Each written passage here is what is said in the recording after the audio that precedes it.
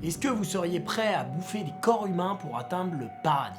Ils sont à peine 1000 sur une population d'un peu plus d'1,5 milliard et pourtant ils terrifient tout le pays. Bienvenue chez les Agoris en Inde, la seule ethnie qui pratique le cannibalisme sacré, et ça en toute impunité. Alors aujourd'hui on parle pas de psychopathes, on parle mystique. Chaque année dans le Gange, qui est le plus grand fleuve de l'Inde, sont reversées 100 000 tonnes de restes humains. Parce que pour les fidèles hindouistes, avoir ces cendres reversées directement dans le Gange, c'est un peu à atteindre les portes du paradis pour eux. Ça permettrait de libérer l'âme du cycle des réincarnations, ce qu'ils appellent le moksha.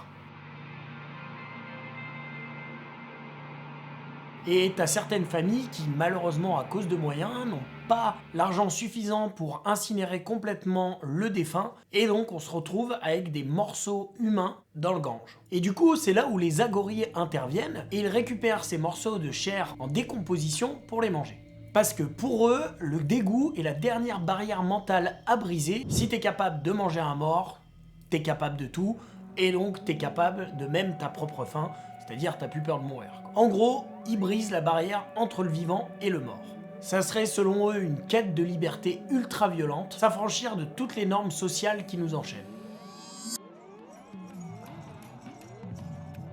Chez nous, on va les traiter de barbares, parce que le cannibalisme, bon, c'est quand même quelque chose de hyper grave. Et bon, pour minimiser quand même les faits, c'est des gens qui sont déjà morts. Même si ça reste quelque chose de vraiment pas commun, en tout cas en Europe. C'est cru, c'est sale, mais n'oubliez pas qu'on est toujours le con de quelqu'un.